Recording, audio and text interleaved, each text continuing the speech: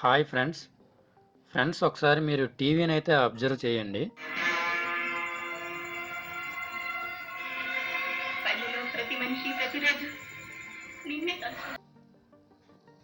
చూశారు కదా ఫ్రెండ్స్, ఇటువంటి ఫాల్ట్ని మనం ఈజీగా సొల్యూషన్ ఎలా కనిపెట్టాలనేది ఈ వీడియోలో అయితే మీకు క్లియర్గా చూపిస్తాను.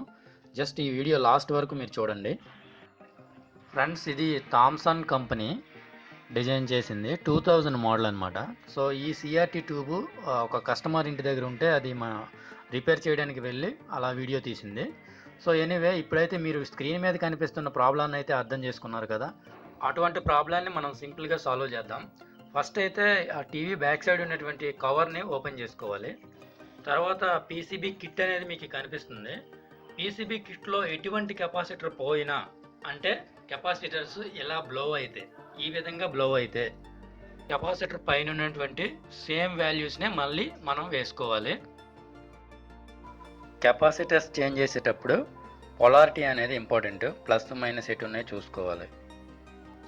కెపాసిటర్ పైన ఉంటుంది polarity, at the same time board పైన ఉంటుంది. కెపాసిటర్స్ రిప్లేస్ చేస్తే 90% కంప్లైంట్ సాల్వ్ అయిపోతుంది. ఇన్ కేస్ అవ్వలేదనుకోండి, మీకు కనిపిస్తుంది చూసారా, దాన్ని వర్టికల్ ఐసీ అంటారు.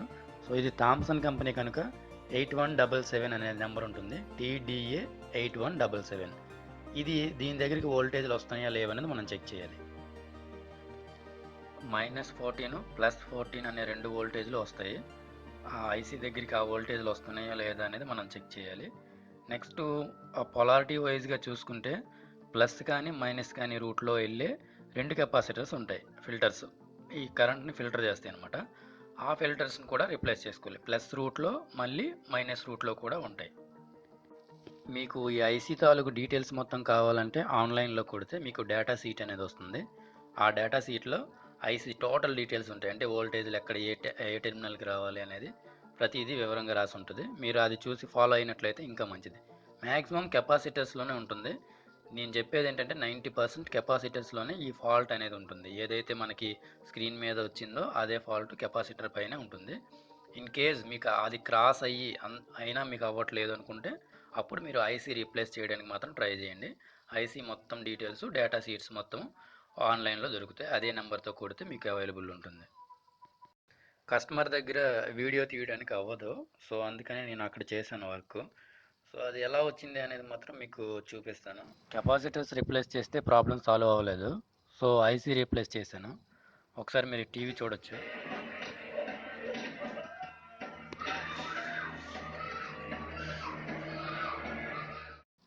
ఇది ఫ్రెండ్స్, ఇలాంటి వీడియోస్ మరెన్నో మన ఛానల్లో అయితే ఉన్నాయి.